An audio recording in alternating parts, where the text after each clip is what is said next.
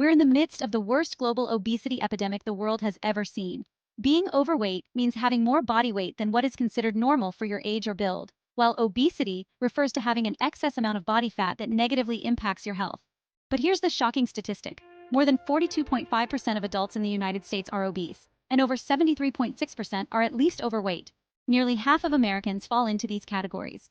Obesity isn't just about appearance. It's a severe metabolic condition that increases the risk of diseases like hypertension, diabetes, heart attacks, stroke, Alzheimer's, and even cancer. Despite this crisis, our understanding of obesity's causes and the methods to treat it have been rooted in a simple but damaging lie. A calorie is just a calorie.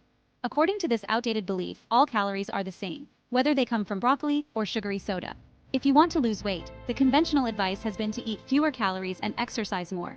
This notion is fundamentally flawed. Calories are necessary, but they're not the full story. The way calories affect our bodies depends on hormonal and biochemical processes, particularly the hormone insulin. Insulin plays a crucial role in how our bodies store or burn energy. When insulin is activated, it signals the body to store calories as fat. When insulin is low, the body is more likely to burn calories instead. Consider this. Calories from different sources affect insulin levels differently. Carbohydrates strongly stimulate insulin, proteins have a moderate effect, and fats hardly trigger insulin at all.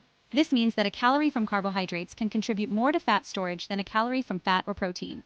So, weight loss is not just about reducing calorie intake, it's about understanding how different foods influence insulin and metabolism. Historically, dietary guidelines have contributed to this crisis. In the 1970s, Americans were encouraged to replace fat with carbohydrates, believing this would reduce heart disease.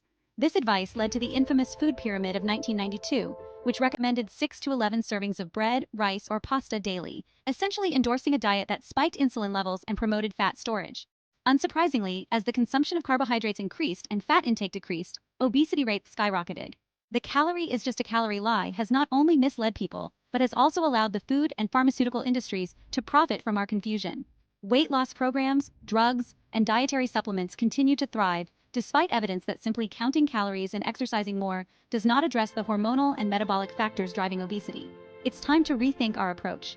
Understanding the role of insulin and how it regulates fat storage can change the way we tackle obesity. By focusing on the types of food we eat, rather than just the number of calories, we can start addressing the root cause of this epidemic and create lasting health changes.